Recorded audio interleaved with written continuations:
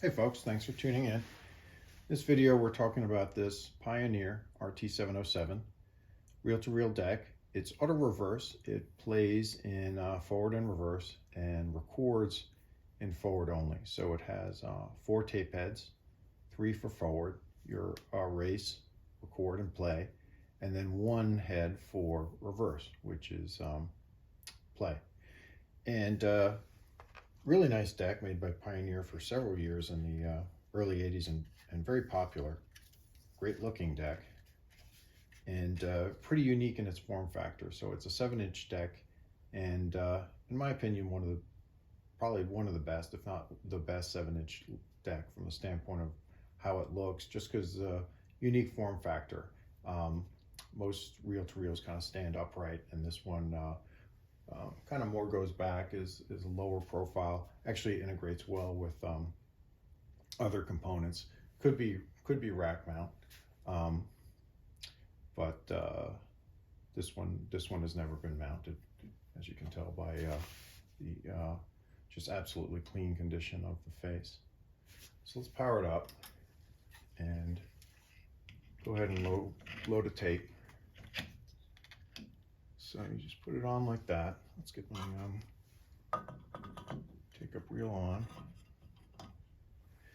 To load the tape, use 2 little arms. Click those in the up position. And then basically you put your tape straight across. You see that's going kind of in and straight across. And then I'm doing this from the side, but I think it'll be okay. I kind of capture it with my fingers. Bring it around a couple times until it's captured. I don't like to put it in there and get the end of the tape all crinkly and have that little bit sticking out. So just for a little bit more trouble, gives a cleaner appearance and doesn't get your tape crunchy. So you're not going to have that crunchiness kind of transmitting through the first few layers of tape.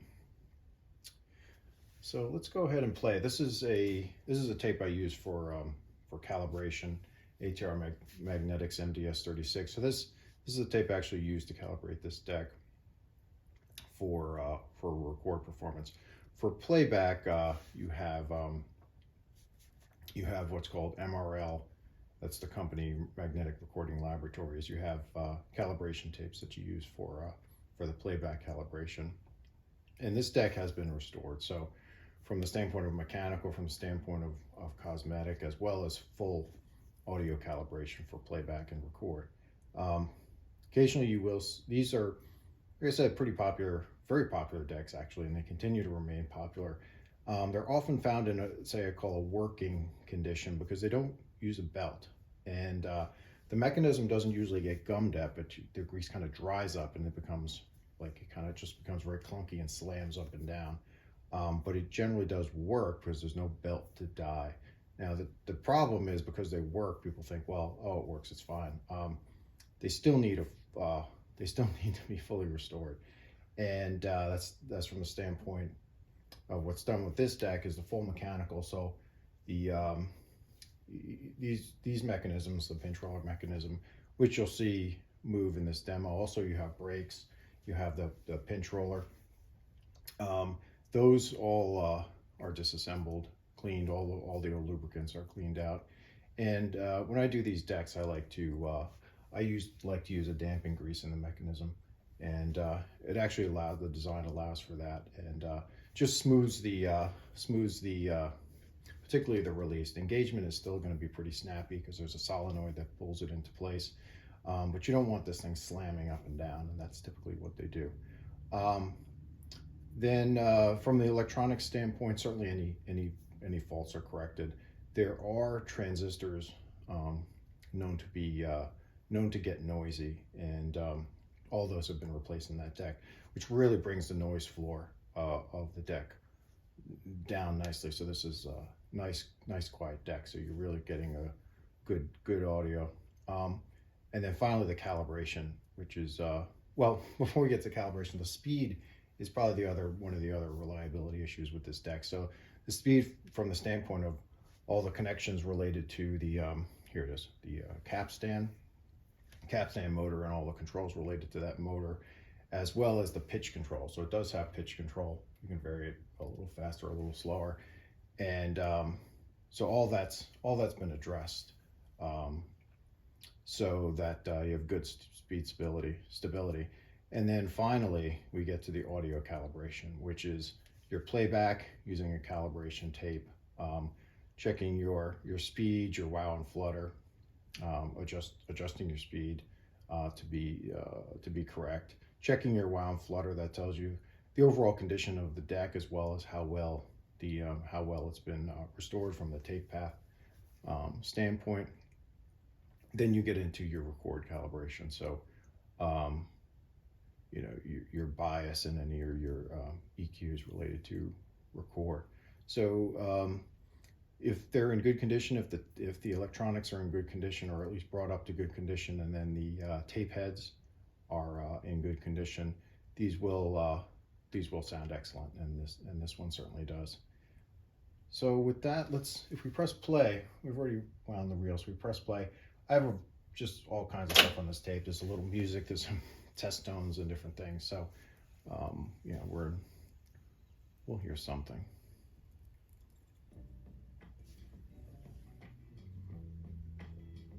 So we're not really set up to kind of evaluate the audio performance in this video, because you're listening through my iPhone camera.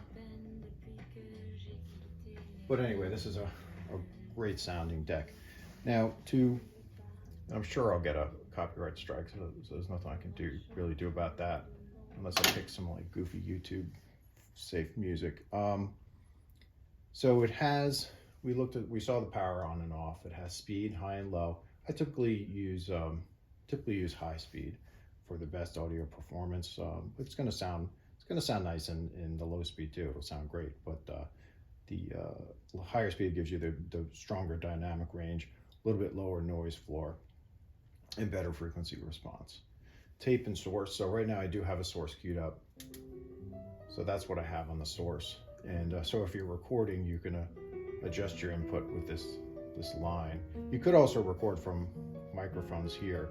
I don't know if that's done very much anymore.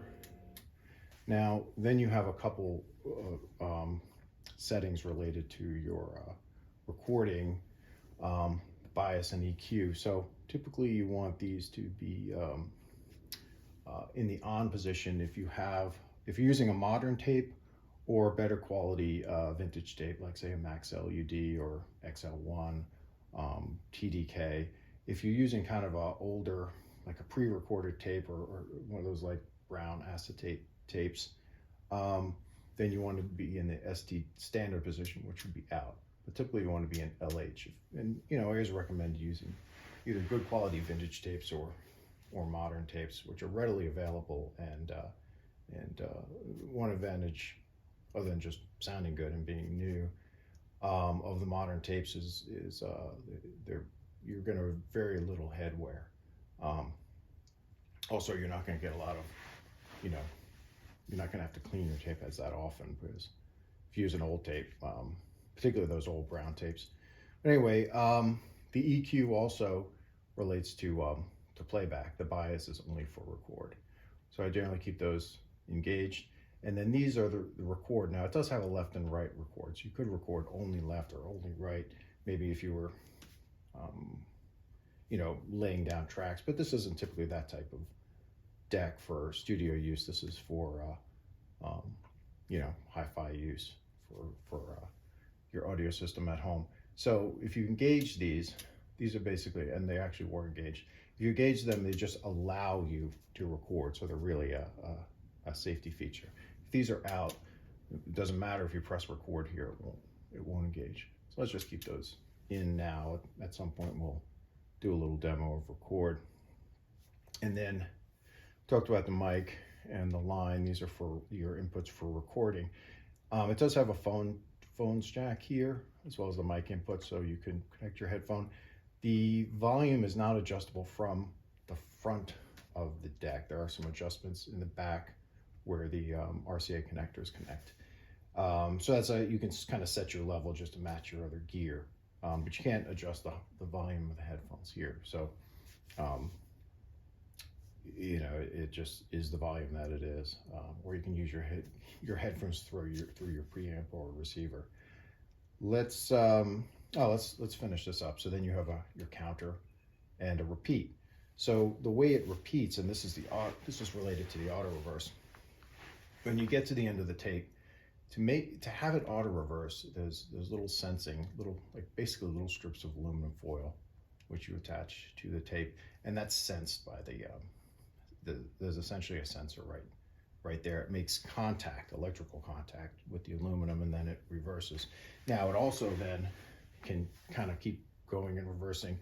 To go from reverse back to forward, it uses this position right here, the 0 position on the counter. So if you remember to set that at the beginning of tape, it can just keep playing in, you know, infinity essentially. And there's actually one other control, I think, which we touched on earlier, the pitch control. So you can vary your pitch. I believe you can vary that both playing and recording. Typically you would not want to vary that recording. You'd want to record at the correct pitch and speed. And for playback, I mean, these are not controls that are used too much anymore. Maybe if you're trying to match to an instrument, if you're playing along with it or something like that. And then your tape control. So fast forward, reverse. And these controls are, you know, you can go from any control to any other control. That's all very safe. You go straight from that to play. It'll break before it goes into play.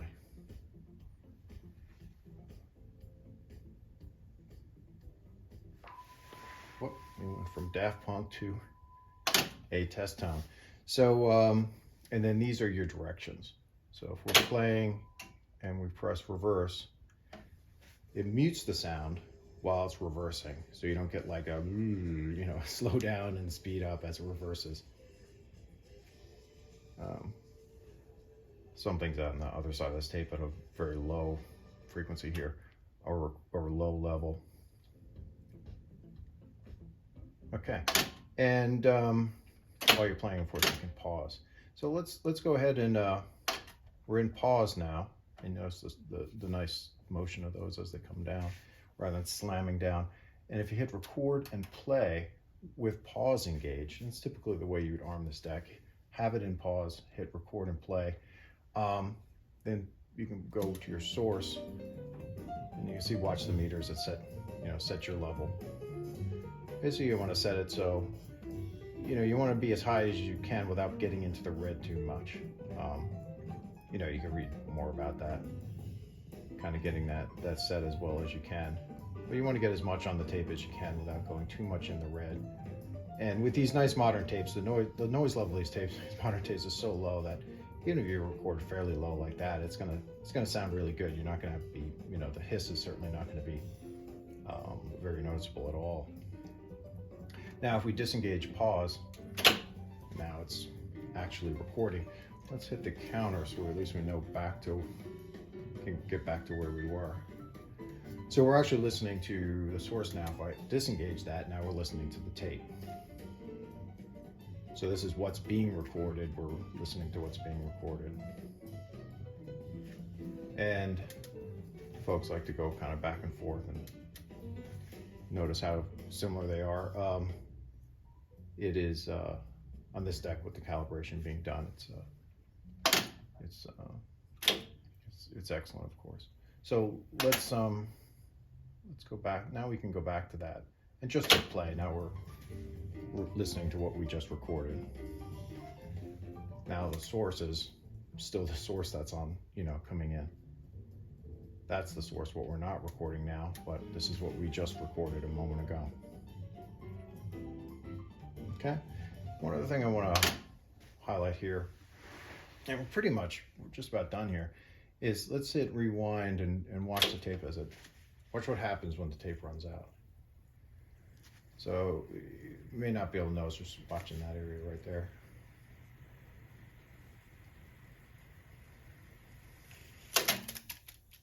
So it stops. That's how quickly it should stop. It shouldn't keep flapping over here.